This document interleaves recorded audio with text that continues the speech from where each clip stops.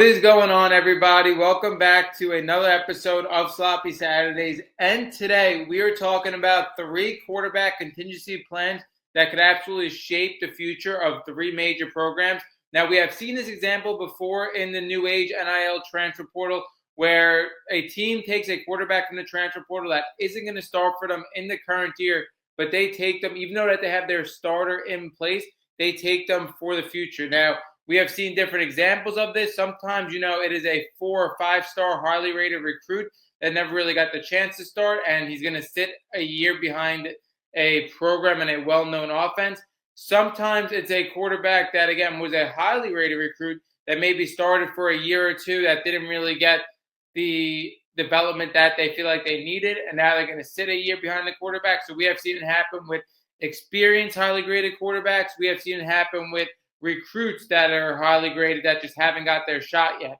Now, the biggest thing with NIL and transfer portal and why we continuously see this happen is because every quarterback right now is either staying an extra year, and if you're a high school recruit, it's taken longer for you to get on the field and be that starter for a program. Again, unless you're the number 1 quarterback in the country, it's very hard for you to start year 1 and sometimes even year 2. Because again, like I said, the age of college football is getting older. I mean, we just saw in Indiana and in Miami have the 2 oldest teams in college football in the national championship.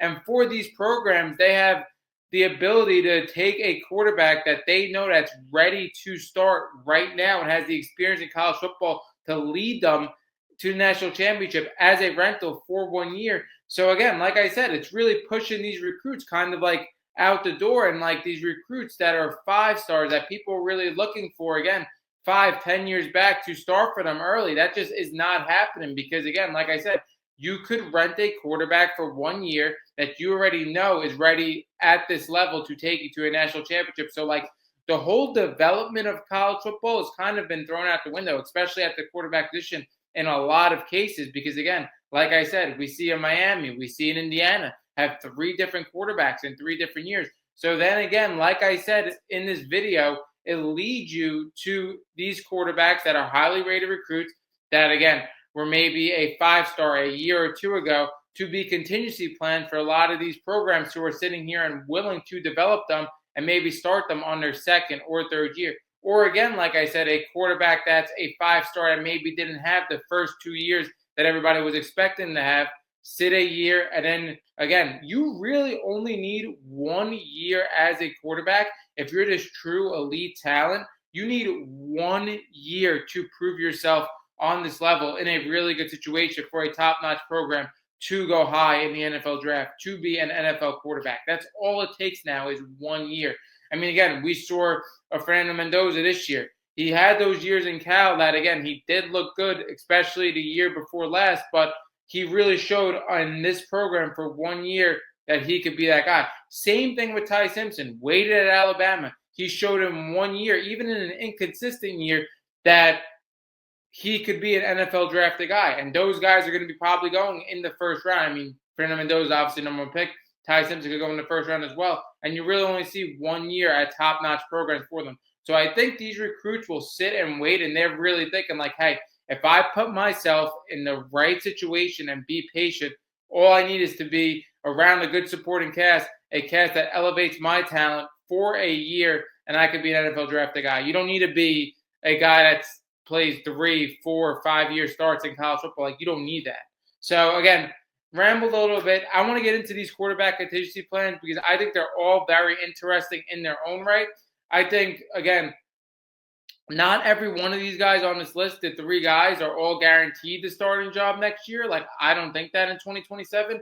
I think the first guy we're talking about in Houston Longstreet is almost going to have somewhat of a tryout year at LSU under Lane Kiffin because he has not shown much in college football at all, even though this guy was a 5-star recruit. He was the number 4 quarterback in his class just a year ago. Now, going on the Houston Longstreet side of things, I really think Houston Longstreet made the right decision for his future. I mean, first of all, he comes from USC. He sits a year behind Jaden Mayava in this lane. I mean, in this why am I losing thought? In this Lincoln Riley run offense. And we look at Lincoln Riley, he's one of the best quarterback developers, arguably the best quarterback developers in all of college football. So he sits a year with Lincoln Riley and behind Jada Mayava. I think, again, that was very great for his development. Then he realizes that Jada Mayava is going to start another year at USC. And I don't think USC is going to be a program next year that's going to be great because they're losing a lot on that offense. They lose arguably the best receiver in the country last year in Mekhi Lemon. They're going to lose Jacoby Lane as well, an NFL receiver. And I think for USC and for Lincoln Riley, it's just one of those things where Lincoln Riley had his time to prove that he should be the coach of USC. And he hasn't really got much done at USC since he's been there. This team has not been in the college football playoffs, and that's what they hired him to do. So I think the timetable is going to run out next year. I think Houston Longstreet really did get out at the right time. And then he joins one of the best offensive minds in a program that's getting a lot of hype, arguably the most hyped program right now going into the 2026 season in LSU. So again, not only is he going from great offensive mind to great offensive mind, I think he also puts himself in a program right now that not only had an historic transfer portal cycle. So again, if this guy does have the opportunity to start, he's going to start with great pieces around him. Like, this is a program that's going to keep spending year after year after year. Now, I think that's a double-edged sword kind of. Like, again, the situation is great. He's going to sit behind Sam Leavitt. He's with one of the best offensive minds, like I said, in Lane Kiffin. He's with a program that that's going to go all in. My biggest issue is, since they had this historic transfer portal cycle, and I see them kind of consistently going the route of Indiana and of Miami, where they could go for an experienced guy year after year, top-end guy in the transfer portal. I think for Houston Longstreet, the biggest thing is, like, you really got to prove that you are that quarterback for Lane Kiffin for the future. If it comes when you're getting in the end of games of blowouts, or whether it's in practice, you got to prove that you're the future of this program, because I do really think LSU is going to explore other options in the transfer portal next year if they don't believe you are the future of that program. Now, for Houston Longstreet, I believe in this guy 100%. I think his talent is absolutely off the charts. I think he has a rifle of an arm. I think he has the dual threat ability to be one of the best rushing quarterbacks in college football one day. And even when we look at him in the two times we've seen him, like, you see this guy carry the ball 11 times for 76 yards. He had 2 rushing touchdowns last year. And then he also had 103 yards on a touchdown. I mean, we only, like I said, saw him twice against Cupcakes. But I still think for Houston Longstreet, it is absolutely huge to get in at the end of these games for LSU this year. Like, again, you could see everything in practice. And again, even if they come in blowouts against Cupcakes, I do think it's very important to get in-game live action experience to be able to show your skill set against some of these teams. Like I said, for Houston Longstreet, I don't think it is a guarantee that he's going to start in 2027, even though I believe in this guy's talent. It's just that LSU is that program right now where they are the biggest fish in the transfer portal, and they could go for an experienced guy next year if they don't think Houston Longstreet could take over this program. So this is a huge year for Houston Longstreet. Not a guarantee in my eyes that he's going to be a starter in 2027 because, again, like I said, Lane Kiffin went from Ole Miss to LSU to really be able to have this unlimited amount of NIL money. And he's shown that this year with how many additions he had. He gets 2 quarterbacks. For Houston Longstreet, like I said, it's the best situation you could have possibly gone into because you're, again, backing up an experienced quarterback in Sam Leavitt, and you're going to a program right now that's one of the hottest programs in the country. You just got to show that you are their future in 2027. Now I want to get into Deuce Knight. Deuce Knight is a guy we talked about on this podcast the last couple of weeks. Deuce Knight, a guy that I think made a phenomenal move as well in the transfer portal. When you look at him leaving Auburn, again, that was pretty much a guarantee because this guy, again, another highly rated recruit. They changed coaches at Auburn. We only see Deuce Knight in one start, but in that one start, he really shows his dual threat ability. He passes for 250 yards. He rushes for 178 yards. He has 6 total touchdowns. Now, again, I know this was against a Cupcake, but this guy started all 4 quarters in a game and was able to show his skill set. I think that is absolutely huge. And again, a part of the reason why he went to Ole Miss and Ole Miss did believe in him is because we got to see this guy play in 4 quarters, and you got to see his explosiveness as a runner and how he's able to pass the ball as well. Again, like I said, I know it's a Cupcake. I know it's Mercer, but it's still important to see how these guys perform in live action. For Deuce Knight, I don't think it's very similar for Houston, same as Houston Longstreet. I get it, they're in the same recruiting class, and I understand Deuce Knight had limited action at Auburn.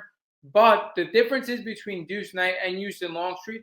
Deuce Knight was recruited in this transfer portal cycle to Ole Miss without knowing the case of Trinidad Chambliss. So Deuce Knight really came here, and he kind of was, I think, in my opinion, a great teammate where he was going to either start this year or sit behind Trinidad Chambliss, depending what's going to happen with that case. Now, again, Trinidad Chambliss got granted that 6th year of eligibility, but at the same time, I have said it time and time again across multiple platforms, and I have been getting hate about it. I think there is a world where this Trinidad Chambliss case is not over. I think there's a world where the NCAA still pursues this case and appeals. Like, I think that's 100% a possibility.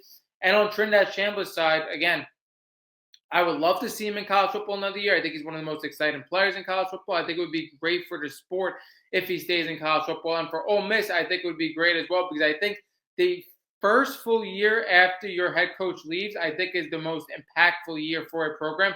It really sets up your future because, again, are recruits, our transfer portal guys going to believe in Pete Golding? That's going to be a thing that's going to be remain to seen based on how this year goes. So I think Pete Golding, again, is going to be a really good coach of that program.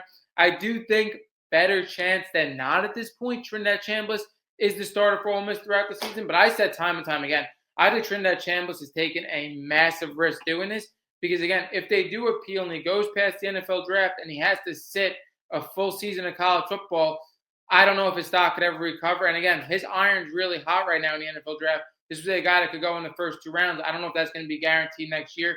But, again, we're talking about Deuce Knight and why I believe Deuce Knight is going to be a starter in 2027 because I think they believed in him enough in this transfer portal cycle for him to start for them in 2026. So the fact that he's going to sit a year behind Trinidad Chambliss, I think they're going to grant him the starter in 2027 for sure. And I think this guy should 100% be the starter in 2027 because even though, like I said, it was against a cupcake, this guy has all the talent in this world to be one of the best runners in college football.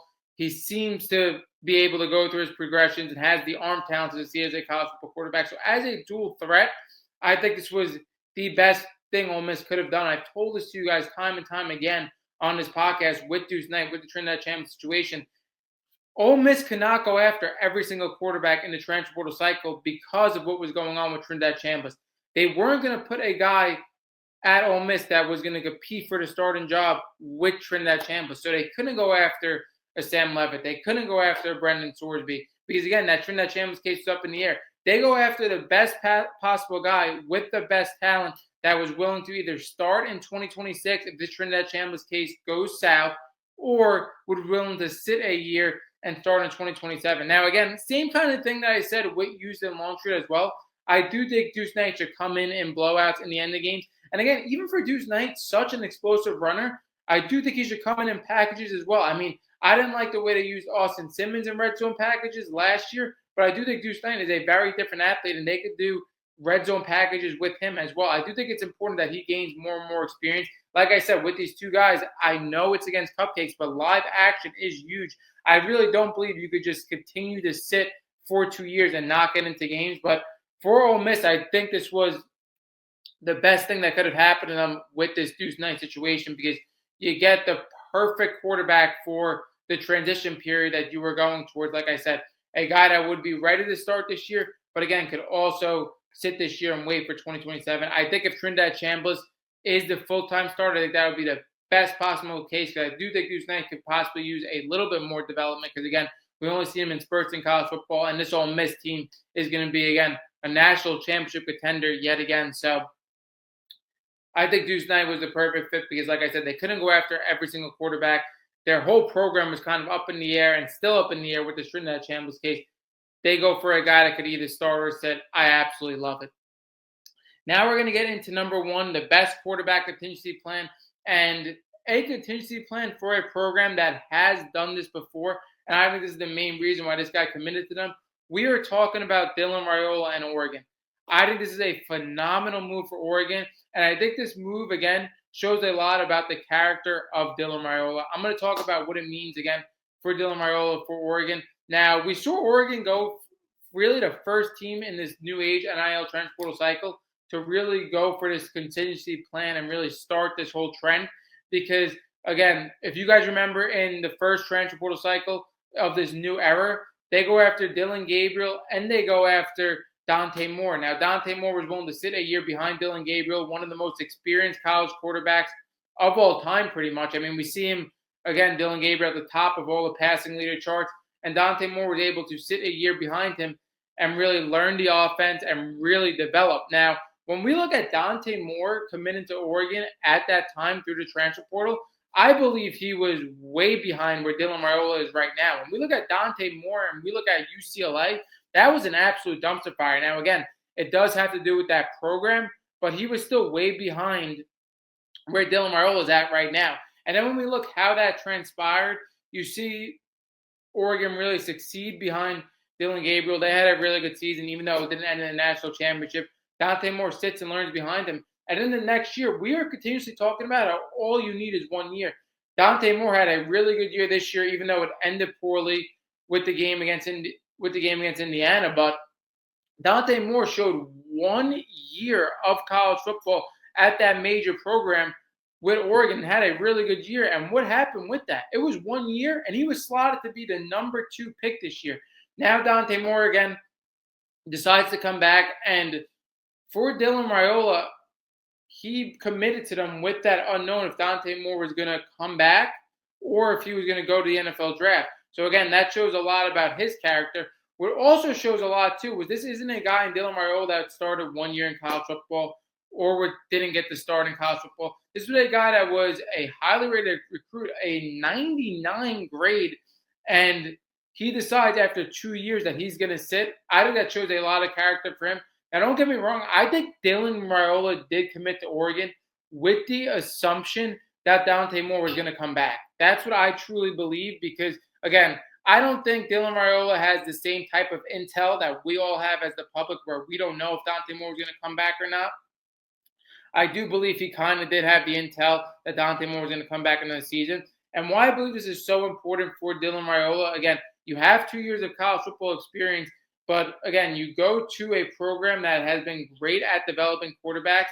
You sit a year behind Dante Moore because, again, I think it comes down to recovery as well. You just got injured, and then you're going to learn the system and everything as well. But you have more upside than a lot of quarterbacks had at this Oregon program in the last couple of years. I mean, you were a 99 level recruit. So you sit behind Dante Moore for a year, and you come in 2027 in the best possible situation you can go in, and you have 1 year to really prove to NFL scouts in the best situation that you could be a first-round quarterback. And not only that, we see the amount of young five-star receivers that Oregon has, the depth in their receiving room. So you're going to have a phenomenal pass catcher unit to throw to as well. I think this was the best move he could have made, and very similar to Dante Moore being slotted the second pick in this NFL draft, you really only need 1 year to prove yourself. And I think it was more important for Dylan Raiola to put himself in the best possible situation for a year than maybe go 2 more years in college football in not as good situations. Like, again, sit a year, get healthy, learn the system, start in 2027, and all you need is 1 year to really boom as an NFL prospect. I think this was a phenomenal move for Dylan Raiola. It shows a lot about his character because, again, he could have went to a very different scenario and started next year, but I don't think it was the best move for his future. Also, another thing with Dylan Raiola that I think is huge, I do think for his development, I do think he played a way better season in 2025 and did make strides. I mean, we see his completion percentage go up 5%. We see his quarterback rating go up 20%. Like, I think he did make strides, but at the same time, I don't think he would have been ready to take this program to where they wanted to go next year. Like, I don't think he was ready to lead a program to a national championship, a program with national championship expectations.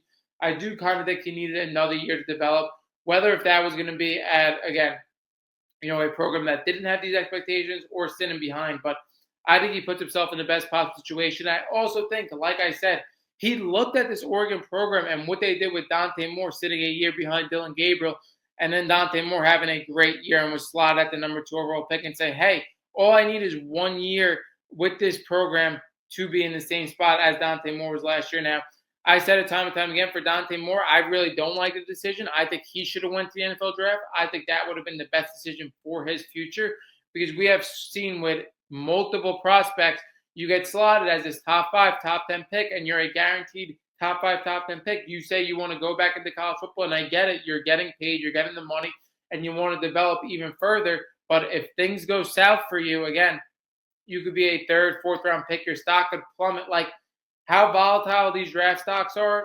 Again, I think if you're a top 5, top 10 pick, we've seen the risk you're taking going back to college football. I think you kind of got to go. But again, Dante Moore makes his decision. Hopefully everything does pan out for Oregon, where Dante Moore is a really good year. Dylan Raiola sits, learns behind him. And then 2027, Dylan Raiola booms as well. That wraps up the episode of this contingency plans. 3 very different contingency plans. Drop down below if you like this trend in college football, and drop down below if you think these quarterbacks in 2027 are going to have phenomenal years. And do you think these quarterbacks made the right decisions for them? That wraps up this episode of Sloppy Saturdays, and we are